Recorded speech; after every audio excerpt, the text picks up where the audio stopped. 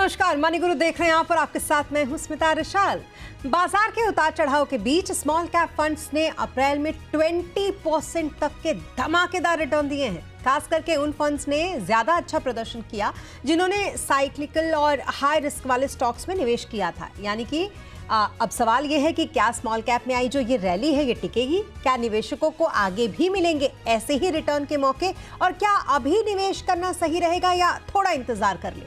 जानेंगे इन सारे ही सवालों के जवाब आज के हमारे इस शो में हमारे साथ हैं आनंद राठी वेल्थ के डायरेक्टर ऋषिकेश पालवे, साथ ही कंप्लीट सर्कल वेल्थ के सीईओ क्षितिज महाजन भी इस वक्त हमारे साथ हैं। आप दोनों का बहुत स्वागत है हमारे साथ। और ऋषिकेश, घर के छोटे बच्चे ने तो कमाल कर दिया 20% का एक ही बार इतना बड़ा धमाका किया है स्मॉल कैप फंड ने, जो इस पूरी वॉलेटिलिटी में लगता था कि स्मॉल कैप फंड्स अच्छा नहीं कर रहे हैं, तो फिर उनमें इनफ्लो भी हमने उतना अच्छा आते हुए नहीं देखा। लेकिन फिर भी इनफ्लो तो आता रहा धीरे धीरे, लेकिन फंड्स ने बहुत अच्छा कहीं ना कहीं किया। कैसे देखते हैं आप इस बड़े रिटर्न वाले फैक्टर को जो स्मॉल कैप में हुआ है? स्मिता जी नमस्ते, क्षितिज जी नमस्ते और सारे दर्शकों को नमस्ते। हमने हाल फिलहाल देखा पिछले 3-4 महीनों में स्मॉल कैप ने काफ़ी अच्छे तरीके से रिकवरी की है और अच्छा खासा रिटर्न आया है। इसके प्रमुख 3 4 4 से 5 कारण हैं। सबसे पहला तो एक स्टेबिलिटी आई है, कंसिस्टेंसी आई है। पिछले जनवरी से लेके अप्रैल तक अगर हम नेट फ्लोज रोज के देखें तो करीबन 79 वर्किंग डेज थे। उन 79 वर्किंग डेज में से केवल 3 दिन ऐसे थे जहाँ पे निगेटिव नेट फ्लोज था। तो यहाँ पे कंसिस्टेंसी दिखाई देती है और उसके वजह से हमें ये पता चलता है कि स्मॉल कैप के प्रति एक कॉन्फिडेंस बढ़ता हुआ दिखता आ रहा है। दूसरी चीज ये दिखती आ रही है कि ग्रोथ जो है, सिर्फ पैसा आ नहीं रहा है, उसमें ग्रोथ भी बढ़त भी होती दिखती हुई दिख रही है हमें। फरवरी के महीने में करीबन 3,800 करोड़ का इन्फ्लो आया था, मार्च में करीबन 6,300 का इन्फ्लो आया था और अप्रैल में करीबन 5,800 करोड़ का इन्फ्लो आया था। तो एक पॉजिटिव मोमेंटम और एक अच्छी खासी ग्रोथ दिखाई देती है। ये दूसरा मुद्दा हुआ। तीसरा मुद्दा यह है कि डीआईएस ने काफी सपोर्ट किया है। हमने देखा कि ओवरऑल मार्केट में से एफआईआईज ने करीबन 1.12 लाख करोड़ का विड्रॉवल किया है, लेकिन eight the same time DIIs ने 1.46 लाख करोड़ का इन्वेस्टमेंट किया है। एक काफी अच्छा सपोर्ट माना जाता है डीआईएस की तरफ से। दूसरा सपोर्ट का मैकेनिज्म है एसआईपी नंबर। एसआईपी नंबर हाल फिलहाल के अगर हम देखें तो करीबन 28,000 से 32,000 करोड़ के बीच में दिखाई देते, तो एक काफी अच्छा सपोर्ट मिलता है जब एसआईपी में निवेश होता है एक अनुशासित तरीके से। और last but not the least but the most important point, जो चौथा पॉइंट है कि वैल्यूएशन जो आया है स्मॉल कैप का, वो काफी पॉजिटिव दिखता है क्योंकि हाल फिलहाल अगर हम देखें वैल्यूएशन स्मॉल कैप का, स्मॉल कैप एज इन 250 का हम देखें तो दिखाई देता है कि निगेटिव फ्रॉथ है, करीबन 17-18% का निगेटिव फ्रॉथ है।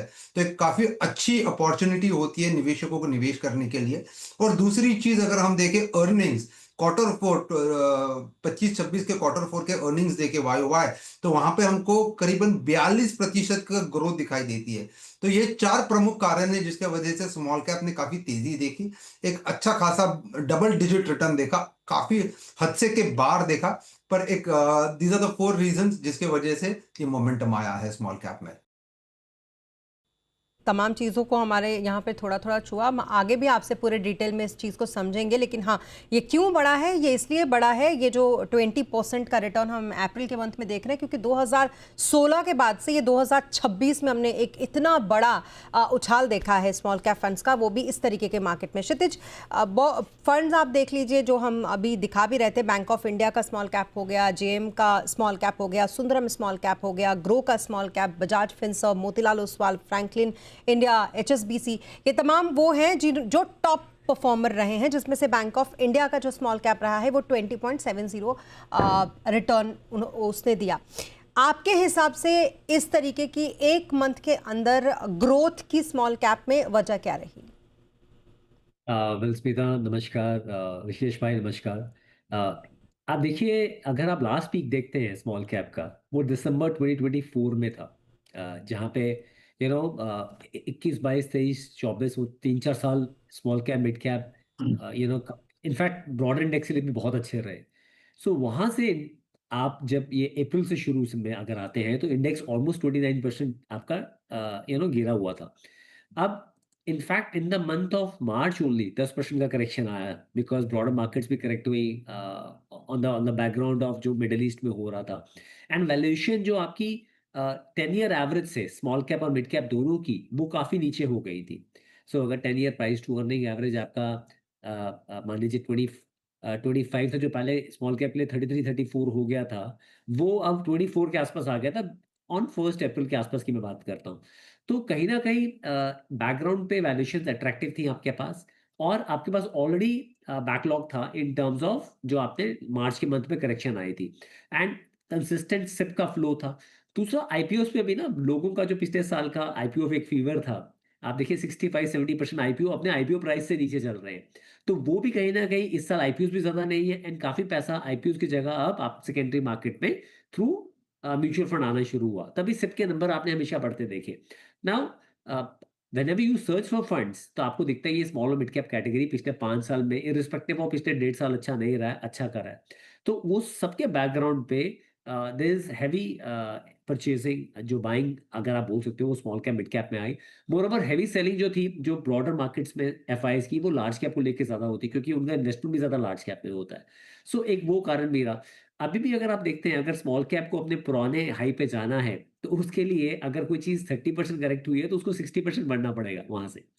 सो आई एम सेइंग उस करेक्शन के लिए काफ़ी ज़्यादा ऊपर जाना पड़ेगा, but eventually if you ask me, यहाँ से ये 3-4 कारण रहे हैं जिस कारण से small cap as a index में आपकी बाइंग आई है, फंड्स में बाइंग आई है, और थोड़ा बहुत रिकवरी हुई है what they have lost in March and over last 1.5 years. So यहाँ पे वैल्यूएशन वाइज़ भी थोड़ा बेटर हुआ था माहौल जब ये बाइंग आनी शुरू हुई। तो फंड्स में अक्रॉस एंड क्लाइंट्स का जो नया सिप का फ्लो है वो काफ़ी हद तक इस तरफ आया। तो आई थिंक ओवरऑल 5-6 ये 4-5 चीज़ें हैं, फैक्टर हैं। आई थिंक ऋषिकेश भाई ने भी ऐड किए हैं। सो इस कारण से अप्रैल मंथ में जब रिकवरी आई तो बाउंस बैक स्मॉल कैप में ज़्यादा आया।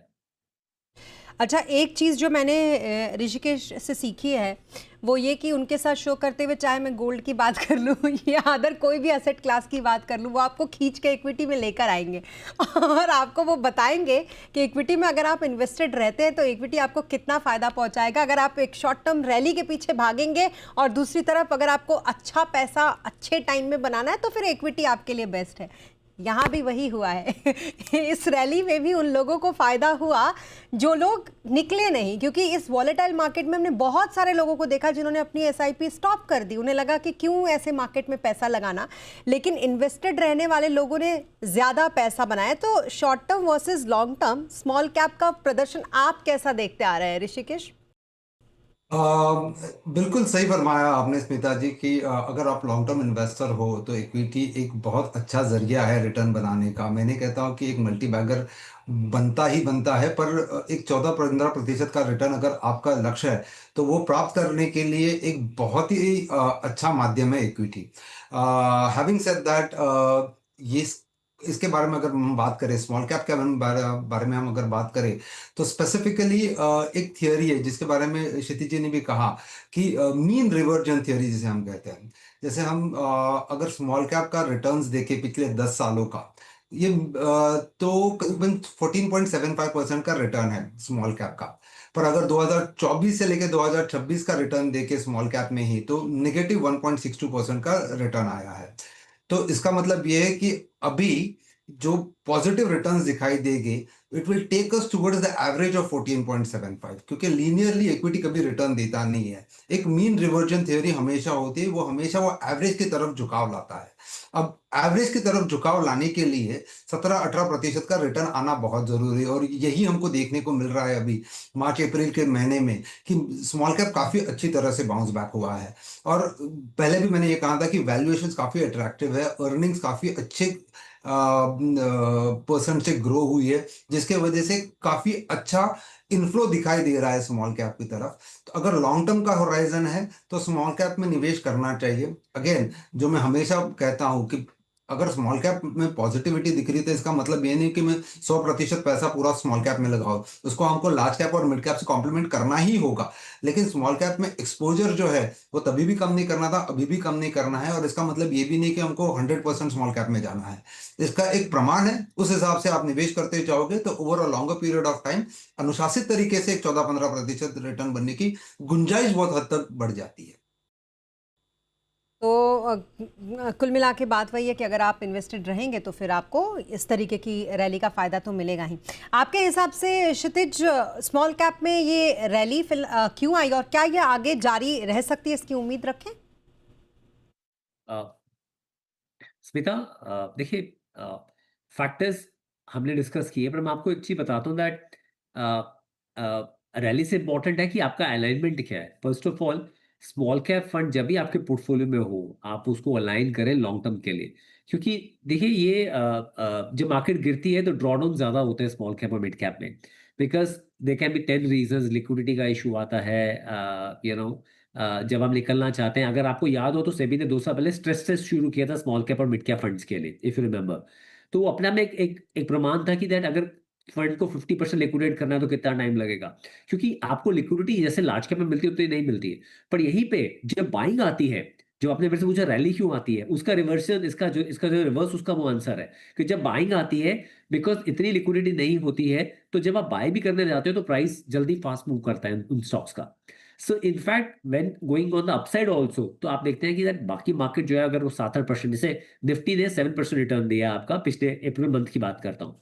आपने बताया स्मॉल कैप में निफ्टी स्मॉल कैप ने 20% दिया, BSE 250 ने, आपका जो स्मॉल कैप इंडेक्स है, उसने 17.5 के आसपास दिया। तो डिफरेंट डिफरेंट इंडेक्स ने रिटर्न दिए। पर जब जब आप बाइंग करना शुरू करते हो स्मॉल कैप साइड पे, तो आपका प्राइस भी फास्ट मूव करता है, बिकॉज लिक्विडिटी अगेन आपके लिए तब प्लस प्ले करती है। दूसरा, आई थिंक काफी हद तक ये जो जितने भी हम शोज करते हैं, all kudos to your channel, your shows also, I been seeing other shows also, ये बहुत एजुकेशन में काम आ रहे हैं। देखिए, 1.5-2 साल में रिटर्न बना नहीं है क्लाइंट पोर्टफोलियो में ज्यादा, पर जो लोग सिप के माध्यम से बने हुए हैं ना, उनके पोर्टफोलियो में, क्योंकि मार्केट पिछले 1.5 साल में 4 बार कोई 22,000 का लेवल टच करके गई है। तो जब आप 22-23-24,000 में यूनिट्स इकट्ठे कर रहे हो, वो जब वो 25,000 प्लस दिखता है, तो आपको उसका एक्यूमुलेशन फेज जो है वो फिर बाद में प्राइस फेज में रिफ्लेक्ट करता है, तो आपको आपको नैव बेटर मिलता है। सो आई थिंक एक इसका भी बेनिफिट है कि काफी लोग जागरूक हैं, उनको समझ आ रहा है कि दैट सेकेंडरी मार्केट में अगर इन्वेस्ट करना ही है तो एक फंड रूट एक बेटर रूट है जिसके थ्रू इन्वेस्ट किया जाए। डोमेस्टिक इंस्टीट्यूशंस की काफी बाइंग आई है, क्योंकि काफी जो लोग हैं इस लेवल का वेट कर रहे थे। क्योंकि अब मैंने बताया 24 दिसंबर के बाद से अभी भी, जब ये अप्रैल के मंथ से पहले तक 29% करेक्टेड था आपका इंडेक्स। सो वहां पे भी अगर आप देखें तो valuation wise quarter on quarter earnings add हो रही है, तो आपकी वैल्यूएशन भी अट्रैक्टिव हुई है। सो सारी चीजों का प्ले इतना पॉजिटिव रहा है कि इसकी तरफ पैसा आया है। अगर आप मेरे से पूछते हैं ये रैली जारी रहेगी नहीं रहेगी, तो मैं ये बता सकता हूँ कि दैट स्मॉल कैप के पास हमेशा कैपेबिलिटी है कि वो एक लार्ज कैप फंड से 1.5 से 2%, 150 टू 200 बिप्स एक्स्ट्रा आपको रिटर्न दे। बट उसके लिए आपको समय देना पड़ेगा। किसी भी स्मॉल कैप फंड में एलोकेशन अगर आपको करनी है, कम से कम 7 ईयर प्लस होराइजन वाले टाइम के हिसाब से आप एलोकेशन करें, ताकि अगर ऐसे 1-2 ड्रॉडाउन्स भी आए, तो जब आपका होराइजन वो पूरा हो रहा है, जब वो गोल पूरा हो रहा है, तब आपको इतना इम्पैक्ट नहीं आए। तो आई थिंक पॉसिबल है, पास में हमने देखा है। ऋषिकेश भाई ने भी बताया, इंडेक्स का अपना रिटर्न 14-14.5% है निफ्टी स्मॉल कैप का। तो वन कैन एक्सपेक्ट कि जो मैनेज पोर्टफोलियोज हैं वो उससे बेटर कर सकते हैं। बिल्कुल। अब ऋषिकेश, मैं आपको 2 एग्जाम्पल्स देती हूँ, आप मुझे अपने अनुभव से बताइएगा स्मॉल कैप की ये रैली टिकेगी या नहीं टिकेगी। पहला बुल मार्केट में, दूसरा बेयर मार्केट में। आपके हिसाब से क्या लगता है अगर दोनों तरीके के मार्केट रहे तो? और बुल मार्केट हो या बेयर मार्केट हो, देखो इम्पैक्ट जो होता है ना वो स्मॉल कैप में तो थोड़ा ज़्यादा होता है, क्योंकि फ्री फ्लोट जो होता है उसके वजह से ये प्ले आउट होता है। फ्री फ्लोट के बारे में मैं थोड़ा विस्तार में बोलना चाहूँगा। फ्री फ्लोट का मतलब ये है कि आउटस्टैंडिंग शेयर्स कितने हैं जो मार्केट में ट्रेड होते हैं। अभी समझो एक 10,000 करोड़ की कंपनी और दूसरी कंपनी 10 लाख करोड़ की है, चलो 11 लाख करोड़ की HDFC पकड़ लेते हैं। अगर 10,000 करोड़ की कंपनी में किसी ने 1 करोड़ का माल बेचा, मतलब स्टॉक बेचा या खरीदा, तो उसमें जो प्राइस मूवमेंट होता है वो 5 से 10% का हो सकता है। अगर 1 करोड़ का स्टॉक अगर आप HDFC में बेचते हो या खरीदते हो, तो उसमें इतना इम्पैक्ट नहीं आता, क्योंकि उसका वॉल्यूम ही इतना ज्यादा है, उसका सॉरी वॉल्यूम नहीं, लेकिन उसका साइज ही इतना ज्यादा है, मार्केट कैपिटलाइजेशन, तो उसके स्टॉक प्राइस में इतना अंतर नहीं आएगा। तो ये फर्क होता है एक छोटी कंपनी और बड़ी कंपनी में। दूसरा चीज ये होता है कि स्मॉल कैप जब मार्केट्स खराब चलती है तो उनकी वैल्यूएशंस, प्रॉफिटेबिलिटी पे भी इम्पैक्ट आता है। लेकिन जब मार्केट बहुत अच्छा चलते हैं तो उनका वो जो बेस इफेक्ट के कारण के वजह से उनकी ग्रोथ नंबर्स भी काफी अच्छे दिखते हैं। तो ये काफी सारी चीजें हैं बुल मार्केट और बेयर मार्केट दोनों में ही। प्ले आउट होती है। बुल मार्केट में स्मॉल कैप थोड़ा ज्यादा टूटता है और बुल मार्केट में थोड़ा तेजी से भागता है। जैसे स्थिति ने भी कहा कि अगर आप सही तरीके से एलोकेट करो एक मैनेज पोर्टफोलियो के द्वारा, तो एक अच्छा खासा अल्फा, एक अच्छा खासा रिटर्न आने की गुंजाइश बहुत ज्यादा बढ़ जाती है। बिल्कुल। और जहाँ तक बात है जी बिज़नेस की, तो जी बिज़नेस ने भी लगातार आपको ये बोला है कि स्मॉल कैप फंड्स आगे कमाल करेंगे। हमने अपने कई शोज़ में, स्पेशली हमारे मैनेजिंग एडिटर अनिल सिंघवी ने कई शोज़ में आपको ये बार बार याद दिलाया है कि स्मॉल कैप में अगर आप इन्वेस्टेड हैं तो रहिए, और अगर नहीं है तो स्मॉल कैप अपने पोर्टफोलियो में ऐड करिए, क्योंकि आगे ये बड़ा कमाल करेंगे, और ये कमाल तो इतनी जल्दी ही हो गया। एक यहाँ पर रुकेंगे एक छोटे से ब्रेक के लिए। ब्रेक के बाद जानेंगे कि अगर आपके पोर्टफोलियो में स्मॉल कैप नहीं है तो अभी निवेश करने की क्या होगी स्ट्रैटेजी। रुकेंगे इस ब्रेक के लिए।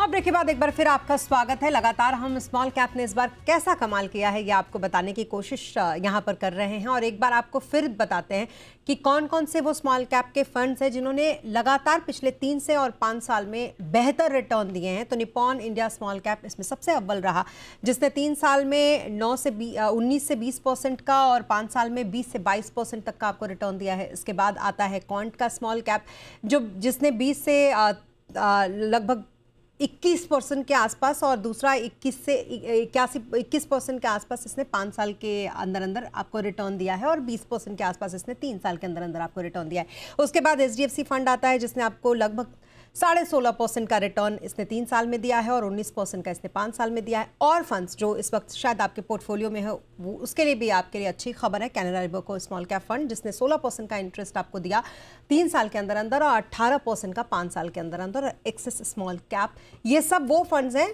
जो हमेशा अच्छा प्रदर्शन करते आए हैं और बड़ा कंसिस्टेंट ये रहे हैं अपने रिटर्न के मामले में। अब चलते हैं क्षितिज के पास। क्षितिज, जब इतनी अच्छी अच्छी बातें स्मॉल कैप फंड के बारे में हमने जान ही ली, तो अभी के बाजार में मान लीजिए अब किसी को लग रहा होगा कि उसने ये रैली मिस कर दी, तो कैसे शामिल हो सकता है इस रैली में वो?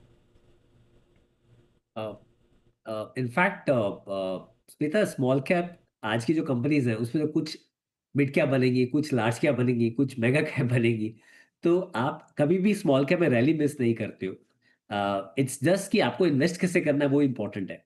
आपके पास एक मंथली इनकम है, आप बिजनेसमैन है, जॉब में है, आप एक सिप करिए। नॉर्मली हम यंगस्टर्स के लिए बोलते हैं 50-30-20 का rule, which is 50% large cap, 30% mid cap, 20% small cap. आप सिप करिए, आप अच्छे स्मॉल कैप फंड्स लीजिए, जो आप दिखा रहे हैं वो लीजिए। या दूसरा एक और पैरामीटर है कि जो फंड्स का साइज 10,000 करोड़ प्लस ब्रैकेट में है और बहुत ज्यादा बड़ा नहीं है, वो बेटर एक साइज है स्मॉल कैप लेना, because chances for a fund manager to buy good companies उसके पास रहेगा। जो बहुत बड़े साइज के फंड है स्मॉल कैप में, उसमें कई बार अगर आपको 2-3% लेना है तो आप ले ही नहीं पाते हो, फिर आपको मिनिस्क्यूल अमाउंट लेना पड़ता है। जो लोग लमसम पैसा इन्वेस्ट करना चाहते हो, सोच रहे हैं मैं एक महीना पहले लगा देता, तो मार्केट जहाँ पे थी दिसंबर से, वहां से अभी भी स्मॉल कैप इंडेक्स और स्मॉल कैप के फंड्स के जो रिटर्न है डाउन है, और आज भी वो अपॉर्चुनिटी है आपके पास। But at the same time ये अपॉर्चुनिटी को आप स्टैगर कर सकते हैं। I think the best way is आप एसटीपी रूट से करें, जहाँ पे आप 12 to 14 एसटीपीज ले सकते हैं, और कहीं पे आपको लगे कुछ अपॉर्चुनिटी मिलती है किसी कारणवश, चाहे वो मिडिल ईस्ट में कुछ है या इंडिया स्पेसिफिक है, कहीं कोई अपॉर्चुनिटी मिलती है, जब आपके पास लिक्विड फंड में पड़ा हुआ है, आप उसे जल्दी स्विच कर सकते हैं, इमीडिएटली स्विच कर सकते हैं। एसटीपी का ये बेनिफिट है। और जो फर्स्ट टाइम इन्वेस्टर हैं, जिन्होंने अभी तक स्मॉल मिड कैप या स्मॉल कैप या फिर लमसम या सिप नहीं करा है, उनके लिए मैं कहूंगा कि वो 10% एलोकेशन से शुरू करें अपने पोर्टफोलियो में, और एक मंथली कमिटमेंट दें कि मेरे को इस फंड में देना है।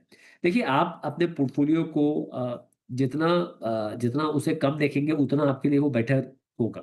सो तो स्मॉल कैप में ड्रॉडाउन भी ज्यादा होते हैं। जो लोग आ रहे हैं, मैं उनको बताना चाहूंगा, कई बार उनको लगेगा कि अगर आपने ये चीज मार्च 1 को की होती तो आपका पोर्टफोलियो 10% डाउन होता, तो आपको लगता है एक महीने में 10% का लॉस हो गया। बट नंबर ऑफ यूनिट्स आपके वही है। आप और फर्दर ऐड करेंगे तो आपका और कॉर्पस बढ़ेगा ही बढ़ेगा। तो आई थिंक ये एक सही तरीका है, और आपके पोर्टफोलियो में हमेशा स्मॉल और मिड कैप होने चाहिए। जैसे हम बोलते हैं नेक्स्ट निफ्टी 50 में वो कंपनीज है जो कल को निफ्टी 50 बन सकती है, सिमिलरली ये वो कंपनीज हैं जो कल को मिड कैप और लार्ज कैप बन सकती है। सो आप इसे इग्नोर नहीं कर सकते हैं, एंड ये कैपेबल है। आपने खुद रिटर्न्स दिखाए 5 साल में, जिसमें 1.5 साल मार्केट ने ज्यादा कुछ किया नहीं है, पर ये कैपेबल है। आपको अगर सब ठीक रहा तो 15-16% के हिसाब से आगे रिटर्न देने के लिए ये कैटेगरी कैपेबल है। सब्जेक्टेड टू कंडीशन हमारी नॉमिनल जीडीपी अच्छी हो, subjected to many other condition, but yes seems like India उस ग्रोथ ट्रैजेक्टरी पे है। So small cap broad base अगर लेंगे तो निफ्टी को आपका 2 ढाई या 150 से 200 बिप्स से डिफीट कर सकता है, बीट कर सकता है। ओके। और ऋषिकेश, आपके हिसाब से अभी निवेश करना सही रहेगा या थोड़ा इंतजार कर ले मार्केट करेक्शन का? जी बिल्कुल नहीं स्मिता जी, मेरे हिसाब से मुझे हरिवंश राय बच्चन साहब की एक कविता याद आती है, जो बीत गई सो बात गई। जो हो गया सो हो गया। इसका मतलब ये नहीं कि हम आज निवेश नहीं करेंगे। आज हमको सिर्फ देखना है कि आज की तारीख में क्या ये अच्छी अपॉर्चुनिटी है निवेश करने की। If I am investing for 10 years period, the answer to that is a big yes. तो अगर मेरा 10 साल का मेरा निवेश का होराइजन है, तो मुझे फिक्र करने की बिल्कुल ज़रूरत नहीं कि कल कितना था मिड स्मॉल कैप, आज कितना स्मॉल कैप है। आज इन्वेस्ट करूंगा तो जैसे क्षितिज जी ने भी कहा, एक अच्छे खासे मैनेज पोर्टफोलियो में 16-17% का रिटर्न आने की गुंजाइश बहुत ज़्यादा होती है। और लोग बाग स्मॉल कैप में निवेश इसीलिए करते हैं कि ताकि अल्फा बने। अल्फा बनाना है तो एक स्मॉल कैप में 20-25% का एलोकेशन रखना बहुत ज़रूरी है। लार्ज कैप आपका बेस बना सकता है 50-55% का, 20-25% का मिड कैप का एलोकेशन हो सकता है, और बचा हुआ जो है वो स्मॉल कैप का एलोकेशन हो सकता है। अगर इस हिसाब से आप निवेश करो एक लॉन्गर होराइजन के लिए, तो आपको कभी दुख नहीं होगा कि मैंने निवेश कब किया। अगर आपने अप्रैल में निवेश किया होता, मार्च में किया होता, फरवरी में किया होता, या आज किया, मई में किया होता, 10 साल के बाद अगर आप देखोगे तो डिफरेंशियल कुछ नहीं आएगा। तो इसके वजह से मैं कहता हूं कि आज का दिन सच्चाई है, तो आज ही निवेश कर लो। अगर आपको आज अट्रैक्टिव लग रहा है तो निवेश कर लो। डर लग रहा है तो थोड़ा सा स्टैगर कर सकते हो, स्टैगर करके निवेश कर लो। लेकिन अपॉर्चुनिटी को खोना मत, क्योंकि ये काफी अच्छे वैल्यूएशंस है। काफी अच्छा लेवल मिलेगा अगर आज निवेश करोगे तो। आपका इन्वेस्टमेंट होराइजन अगर 10 साल का है तो। आपकी इन बातों को सुनकर लोगों ने अब सर्च करना शुरू भी कर दिया होगा कि कौन से फंड में इन्वेस्ट करना है। लगे हाथ फंड्स भी जान ही लेते हैं फटाफट आप लोगों से। तो सबसे पहले क्षितिज आपसे शुरू करते हैं, आपके पसंदीदा फंड्स। मेरी पर्सनल इन्वेस्टमेंट्स भी हैं, but this is no recommendation, but Invesco का है स्मॉल कैप, बंधन का है स्मॉल कैप। इन्वेस्को का ताहिर मैनेज करते हैं, बंधन का मनीष गुरबानी खुद मैनेज करते हैं। मनु महिंद्रा लाइफ का स्मॉल कैप है, कोटक का स्मॉल कैप है। आपके जो आपने फंड दिखाए हैं, Canara axis, lot of categories, मतलब लॉट ऑफ फंड की ऑफरिंग्स हैं। आप एक स्मॉल कैप लीजिएगा, और बहुत सारे स्मॉल कैप मत लीजिएगा, बिकॉज आप स्मॉल कैप की बात हो रही है, तो जो आप उसमें से आपको ठीक लगता है आप एक स्मॉल कैप फंड लीजिएगा, और उसमें आप कमिट कीजिएगा कि मेरा मंथली फ्लो ये जाएगा और साथ में एसटीपी से पैसा इतना जाएगा। ऋषिकेश, जल्दी से अपने फंड्स के नाम भी आप बता दीजिए। मैं केवल स्मॉल कैप की बात नहीं करूंगा, एक मिक्स बैग बताऊंगा। लार्ज कैप में कॉन्ट का लार्ज कैप एक बेहतरीन फंड है। मल्टी कैप में कोटक मल्टी कैप एक बेहतरीन फंड है। एक प्रॉक्सी एचडीएफसी फ्लेक्सी जो प्रॉक्सी लार्ज कैप है, वो अच्छा फंड है। इन्वेस्को का स्मॉल कैप काफी अच्छा है, और कोटक का मिड कैप के बारे में जिक्र करूंगा। ये मेरे कुछ 5 पसंदीदा फंड्स हैं। ओके, चलिए इसी के साथ थैंक यू सो मच हमारे साथ इस शो पर जुड़ने के लिए। Rishikesh thank you so much, Kshitij thank you so much. तो स्मॉल कैप फंड ने किया बड़ा कमाल, और इसी बड़े कमाल पर आज हमने की बात। इसी के साथ मनी गुरु के आज के इस एपिसोड में अभी के लिए बस इतना ही। आप बने रहें जी बिजनेस के साथ। नमस्कार।